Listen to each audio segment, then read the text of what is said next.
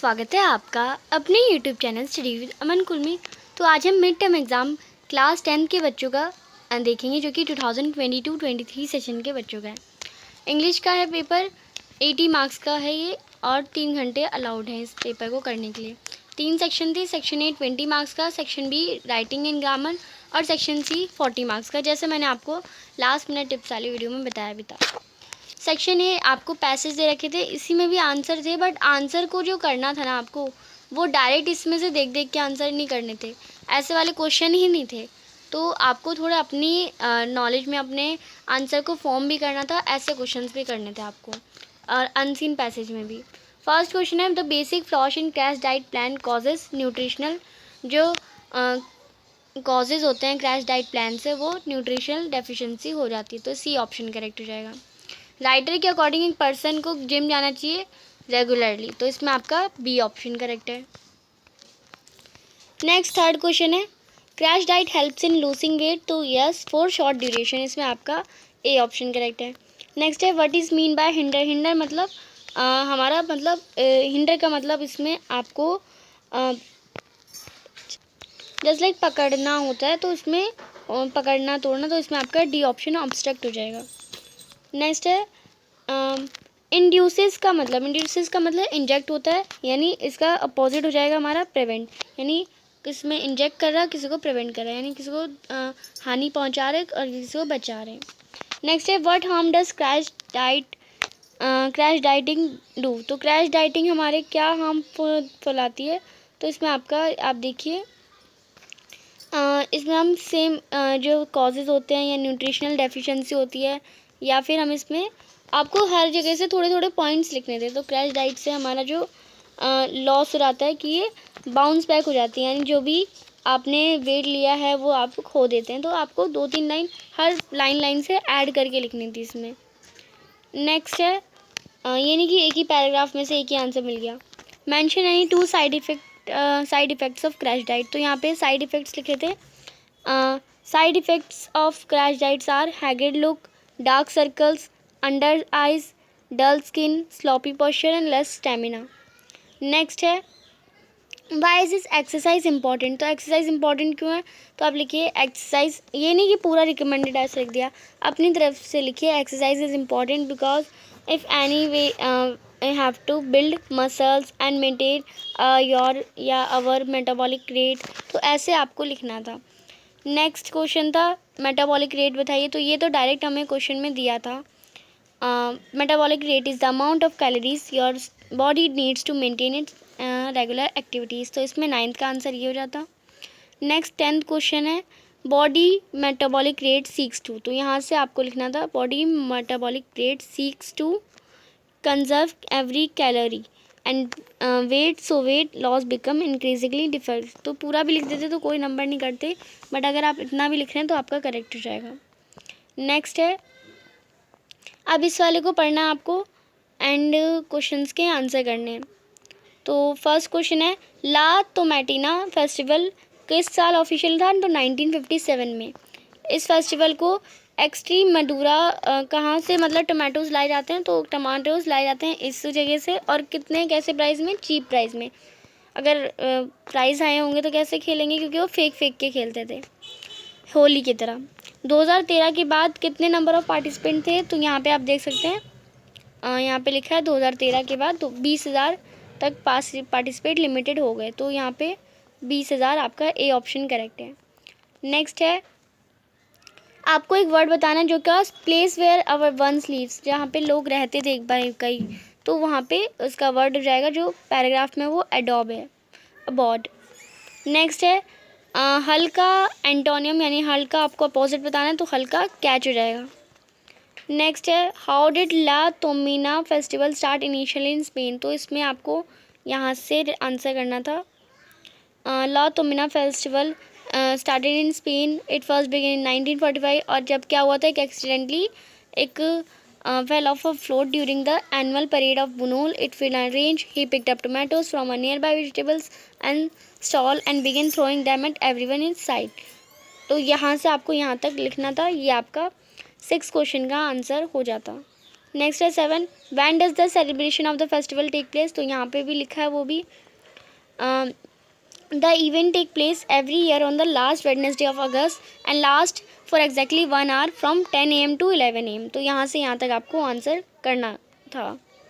Next है यहाँ पे originally La Tomatina festival was organised in the, आपको यहाँ पे लिखना है Shillong, city of Shillong in Meghalaya. फिर यहाँ पे मेघालय लिखना है, मेघालय यानी city of Shillong in Meghalaya. Next the organiser in Shillong collected discarded tomato, what does the statement show their attitude, तो उनका एटीट्यूड दिखाते हैं कि वो फूड सिक्योरिटी है, यानी फूड को अवॉइड करते हैं, मतलब जो फूड वेस्टेज है उसे ध्यान में रखते हुए, तो वो अच्छा एटीट्यूड है उनका, आप ये लिख सकते थे। इंग्लिश में उसमें आंसर भी दे रखा है, जस्ट लाइक मैं आपको एक बार दिखा देती हूँ। यहाँ पे यहाँ से आप यहाँ लिख सकते थे, तो यहाँ स्टेटमेंट भी लिखे थे, organiser in Shillong collected discarded tomatoes from the vendor to avoid wastage, तो इसमें आपका लास्ट क्वेश्चन का ये आंसर हो जाएगा। नेक्स्ट है सेक्शन बी, इसमें आपको अटेम्प्ट करना था कोई इन क्वेश्चन को 100 से 120 वर्ड्स में। आप रमित या रमा हैं, आप इस एड्रेस पे रखते हैं P108 Ketan apartment Rohini Delhi, injuries and death take place, यानी इस जगह पे आप रहते हैं, इतना आपका एड्रेस हो रहा था। Injuries and death taking place due to under age driving are being reported almost every day, यानी जो अंडर एज के लोग ड्राइविंग करते हैं उनकी डेथ रेट्स और इंजरीज बहुत ज़्यादा बढ़ती है और रोज़ रिपोर्ट होती हैं एवरी डे। आपको कमिश्नर यानी ट्रैफिक पुलिस के कमिश्नर को एक लेटर लिखना है, रिक्वेस्ट करना है उनसे कि इन केसेस के तरफ आप स्ट्रिक्ट हों और नेसेसरी स्टेप्स लो। तो सबसे पहले क्या करते हैं, सबसे पहले एड्रेस लिखते, ऊपर सबसे पहले अपना नाम, फिर अपना एड्रेस, फिर आप डेट लिखते, फिर आप यहाँ पे किसको लिख रहे हैं, यानी to the traffic police officer, department का नाम लिख देते, कमिश्नर एंड दिल्ली, फिर सब्जेक्ट लिखते एंड देन सब्जेक्ट के बाद सैल्यूलेशन यानी डियर सर या डियर मैम, क्योंकि यहाँ पे सर बोला है तो डियर सर लिखते एंड देन यहाँ पे आप पूरा अपना लिखते कि हाँ मैंने न्यूज़पेपर में भी देखा है बहुत सारे केसेस हो रहे हैं, ऐसे आपको इंग्लिश में लिखना था। एंड इससे क्या क्या मतलब बहुत सारी जानें जा रही हैं और औरतों और बच्चों के, यानी अंडर एज जो ड्राइविंग कर रहे हैं लोग, बच्चों के लिए भी बहुत ख़तरनाक है, ये सब आपको लिखना था और रिक्वेस्ट करनी थी उनसे कि इन पे स्ट्रिक्ट लॉज लगाएं, तो यही आपको स्टेटमेंट लिखनी थी। अथवा में लेटर टू एडिटर है, जिसमें आपको एडिटर को लेटर लिखना है कि आप राहुल या ऋषि हैं, आप इस एड्रेस पे रहती हैं, आप जो एडवर्टाइजमेंट होती है फास्ट फूड की, यंग और इम्प्रेशनेबल, यानी जो जिनका माइंड मतलब अभी बच्चे ही हैं, बच्चे हैं माइंड से, minds of children, write a letter. अब वो मतलब आप जो एडवर्टाइजमेंट देखते हैं, जैसे लाइक यहाँ आपने कहीं लग गया फास्ट फूड, यहाँ पे मोमोज 10 रुपये के हैं, तो ऑफकोर्स आपका मन तो करेगा ना कि मोमोज लूँ मैं, और इतनी डिलीशियस फ़ोटोज़ होती हैं तो हर बच्चे का मन करता है। तो यही इसी को डिस्टर्ब यानी इसका इफ़ेक्ट को रोकने के लिए आपको एक एडवर्टाइजमेंट लिखना है। तो आप क्या करते हैं, सबसे पहले एड्रेस लिख देते, उसके बाद अपना डेट लिख देते, फिर अपना टू द एडिटर एंड यहाँ पे नेशनल डेली एक्सप्रेस है तो नेशनल डेली एक्सप्रेसिंग एंड फिर दिल्ली एंड फिर आप यहाँ पे अपना सब्जेक्ट लिख देते। सब्जेक्ट क्या है, effects of advertisement of food fast food on the young generation या young and impressible minds of children. Next आगे आप यहाँ पे उसका डियर सर या मैम लिखते एंड देन अपना लिखते कि through the column of your estimated newspaper I want to draw your attention. ये सब आप लाइंस जो लेटर की लेटर की जो स्टार्टिंग की लाइंस होती है और फिर प्रॉब्लम्स बता देते कि एडवर्टाइजमेंट पढ़ने से जो बच्चे हैं वो जिद्दी रहते हैं देखने और उन्हें वो चाहिए ही होता है उस वक्त और हमें दिलाना पड़ता है और ये कितने ज़्यादा हानिकारक होते हैं इसके इश्यूज़। और आप सजेस्ट कर सकते हैं टिप्स की फूड के आगे ओनली फॉर एडल्ट्स यानी बड़े लोगों के लिए 18+ और किड्स कॉर्नर वगैरह, किड्स कॉर्नर या किड्स की जो शॉप्स होती हैं जहाँ पे बच्चों की शॉप्स होती हैं वहाँ पे ये सब ऐसी एडवर्टाइजमेंट ना लगाएं। तो ऐसे हम सजेस्ट कर सकते थे, मेक श्योर एंड कर सकते थे कि आप हमारा ये जो बात है इसे न्यूज़पेपर पे ज़रूर छापें जिससे हमारा ये जो कंसर्न अथॉरिटीज़ हैं वो इसका मेजर कर सकें। नेक्स्ट है read the following statement based on the this is done by scientist. तो साइंटिस्ट ने ये दे रखा है आपको इस रेफरेंस पे, ये जो स्टेटमेंट्स दे रखे हैं कुछ अबव उसके रिगार्डिंग आपको एक एनालिटिकल पैराग्राफ लिखना है 100 से 120 वर्ड्स में। Influence of global warming on the earth, तो आप यही लिख सकते थे कि ये जो इंफॉर्मेशन है हमें दी गई है, influence of global warming on earth, इससे हमें कहीं भी मतलब आपको इसी से रिलेटेड हमने अपने तरफ से आपको ऐड करनी थी लाइंस की कितनी परसेंट ऑक्सीजन है, कितनी परसेंट कार्बन डाइऑक्साइड है, एंड कितना लेवल हाई हो रहा है, कितनी ह्यूमिडिटी हो रही है, आगे जाके लाइफ पॉसिबल है या नहीं है। तो एनालिटिकल पैराग्राफ लिखना था। या फिर आप कुछ एविडेंस और स्ट्रेंथ और अपने तरफ से भी आर्ग्यूमेंट्स ऐड भी कर सकते थे। अगर वो ऊपर वाला नहीं करा तो नीचे वाला करा, तो नीचे वाला का भी बताती हूँ। ये जो टेबल गिवन है ये लिटरेसी रेट दे रखी है मेल और फीमेल की एक स्टेट की पॉपुलेशन में। आपको जो डाटा दे रखा है उसे आपको एनालिटिकल पैराग्राफ में लिखना है 100 से 120 वर्ड्स में। तो यही आपको इस डाटा को, तो आप यहीं से स्टार्ट कर सकते हैं। ये जो डाटा गिवन प्रोवाइड है वो हमें लिटरेसी रेट मेल और फीमेल का बता रहा है एक पॉपुलेशन स्टेट की। आप देख सकते हैं जो लिटरेसी रेट है वो 95 से 2000 यानी 5 डिकेड्स में हर वक्त बढ़ता रहा है, मेल का भी और फीमेल का भी। पर मेल का लिटरेसी रेट ज़्यादा है फीमेल से, क्योंकि फ़ीमेल की एजुकेशन प्रमोट नहीं करते लोग, एंड बहुत सारे क्राइटेरिया होते हैं कि उन्हें पढ़ाई करने नहीं दिए जाते। तो हम बहुत सारी स्टेटमेंट लिख सकते थे 1970 में कितना था परसेंट, 1980 में कितना था, किस साल सबसे कम हुआ, या सारा तो बढ़ता ही जा रहा है। तो सबसे कम 1950 में था, फिर 2000 आते आते हम कह सकते थे कि आगे जाके फ्यूचर में भी ये और बढ़ता जाएगा। नेक्स्ट है, फिर यहाँ पे डायरेक्ट इनडायरेक्ट है। फर्स्ट क्वेश्चन का आपका आंसर ए वाला ऑप्शन हो जाएगा।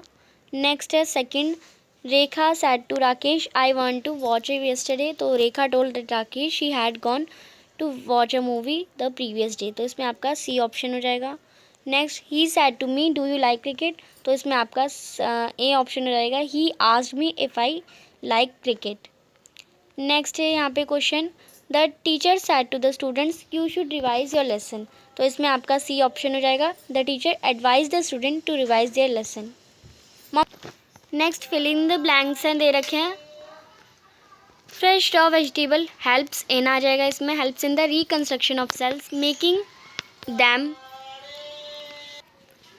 देम स्ट्रॉन्गर, तो देम आ जाएगा इसमें, एंड मोर रेसिस्टेंस, तो यहाँ पे एंड आ जाएगा, and more resistant at least 1/3 of your food should consist of fresh raw materials. तो इसमें बी, सेकेंड वाले में डी, थर्ड वाले में ए, एंड फोर्थ वाले में बी ऑप्शन आ जाएगा। नेक्स्ट 7th क्वेश्चन, और ये हमारा सेक्शन बी का लास्ट क्वेश्चन भी है। तो ये एडिट और करेक्शन का क्वेश्चन है। इनकरेक्ट है और करेक्ट दे रखे हैं। Tourism is one of the biggest business, तो इन इज़ वन ऑफ आ जाएगा, तो इनकी जगह ऑफ लिख दिया है। वैसे ही आपको इन 5 सेंटेंस में भी करना था। तो in the world generating on last, तो ऑन की जगह क्या आ जाएगा, एट लास्ट, तो ऑन की जगह at. Next 288 million jobs it is vital for, and तो इसमें आप देखिए it is vital for the economics of much countries, तो यहाँ पे एन की जगह क्या आ जाएगा, द आ जाएगा। Economic of much countries, much की जगह क्या आ जाएगा, many, economics of many countries. But it is a major contributor on climate, तो ये एक मेजर कंट्रीब्यूटर है क्लाइमेट में, but is a major contributor of climate रहेगा। तो ऑन की जगह आपका फॉर क्लाइमेट चेंज, यानी क्लाइमेट चेंज के लिए मेजर कंट्रीब्यूटर है, तो 4 आ जाएगा इसके आंसर में आपका। तो फर्स्ट में ऑन की जगह एट, एन की जगह द, एंड मच की जगह मैनी, एंड ऑन की जगह 4 आ जाएगा। Next section C video long हो जाएगी, तो हम अभी उसे नेक्स्ट वीडियो में कंटिन्यू करेंगे। चैनल को अभी तक सब्सक्राइब नहीं किया तो प्लीज़ चैनल को सब्सक्राइब ज़रूर करें, एंड सेक्शन सी के भी क्वेश्चंस थोड़ी देर में चैनल पे अपलोड हो जाएंगे, तो आप उसे भी देख सकते हैं। वीडियो अच्छी लगी तो इसे लाइक करिए, दोस्तों के साथ शेयर ज़रूर करिए। Thanks for watching, bye bye guys.